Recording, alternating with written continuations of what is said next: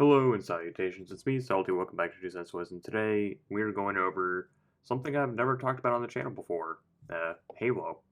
So, uh, never really owned an Xbox growing up, but I played Halo a lot at friends' houses and the like, and I don't know, I saw this guy at Walmart, I think he was 20 bucks, something like that, around there, and I don't know. I just felt compelled to get him. I saw the figure, all those points of articulations, two accessories, all these hands, and I was like, "That's a pretty good deal." So I picked it up. This is by a company called Wicked Cool Toys, whom I've never heard of before, but I guess they're a subsidiary or they're owned by Jazzwares, according to the back of the box. I'll show you that here in a second. I don't know. I just thought it looked cool, so picked it up and I figured why not review it for the channel. So we clearly have Master Chief. It says with accessories, a Spartan collection, Halo.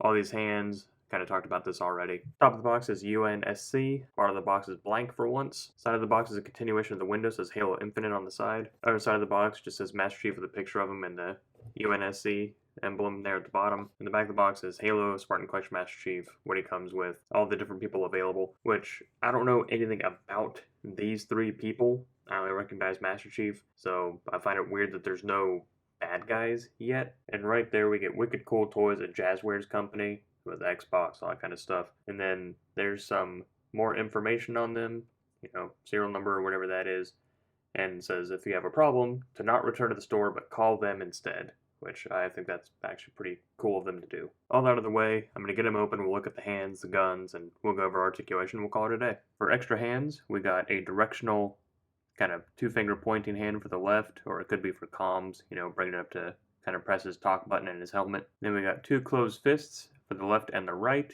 Simple hinge mechanism in and out on all these hands, by the way.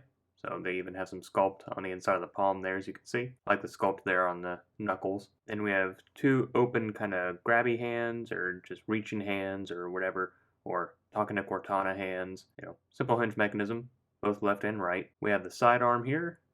So just a standard little pistol. I guess it's a ambidextrous pistol because it has magazine release on the left and the right, so you can go in either hand if you want to. There's also a peg hole there, which I believe is meant to peg into that. It doesn't quite fit for me.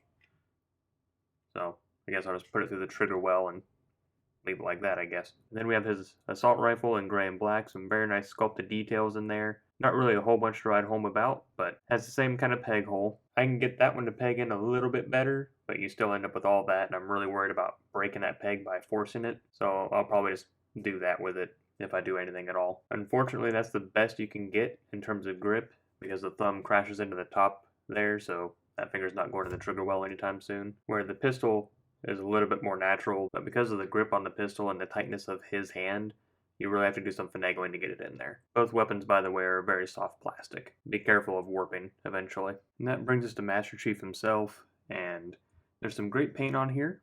The sculpt's pretty good, but he feels cheaply made. I'm not going to lie to you about any of that. I never do, but he feels cheap. His right arm, for example, has no resistance in that top joint at all, where the left arm, I can feel the detents in there and the kind of the ratchets. His kind of dumbbell here in the abdomen is very loose. There's not much articulation there anyway, but it's extremely loose. I do very much like the metallic sheen on his visor, I guess is what you would call it. I'm not an aficionado, so I do like the paint application there.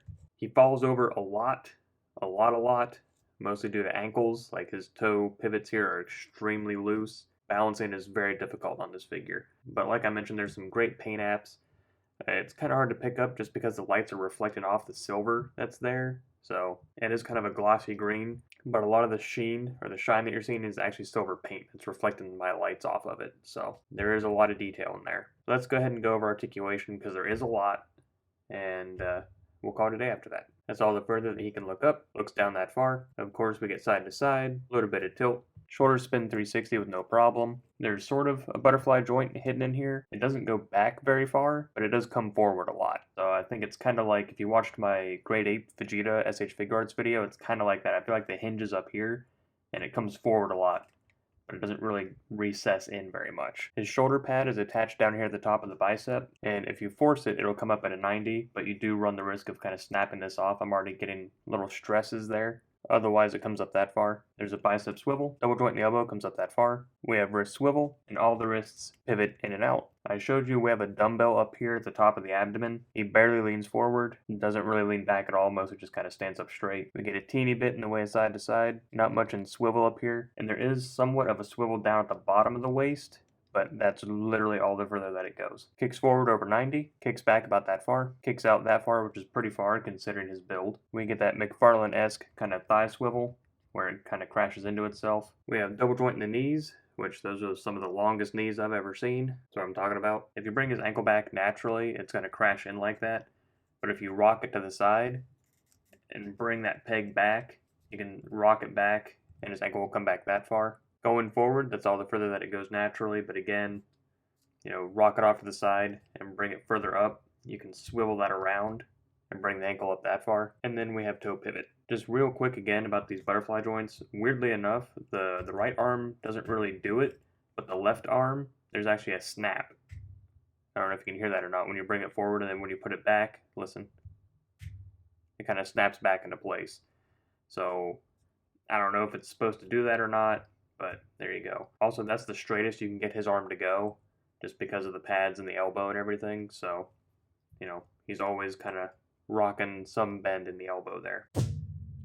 Hell yeah, that's what I'm talking about. Thanks for punching a hole in my mat. I realize it's two different IPs, but this is kind of the closest thing I have for a height comparison that's within the same realm. Is Doom Guy next to Master Chief, so you can see they're about the same height. If you have like a video game shelf, he'll fit in just fine with them. And just because I had him handy, here's Thrawn next to Master Chief.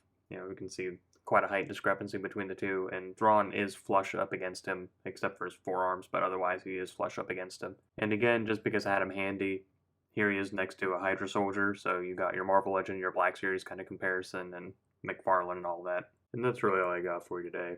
I think for $20, it's a fair price given the amount of articulation, the detail in the sculpt and the paint, the amount of accessories that you get and all that. It does feel a little cheap, like I mentioned, kind of wonky in places. I pointed out some of the discrepancies between like the two shoulders, how they function differently, and the arms function a little differently. So quality control is not very strong with this line. Nothing broke on me. I don't feel like anything's really gonna break on me either. I feel like maybe some of the joints are a little loose. Torso articulation could have been a little bit better, but aesthetically, it looks nice. I really like the gold visor there. You can see it shining just as it is. You let me know what you think down below, whether you're going to pick this up or not. It does come with some kind of video game something or other.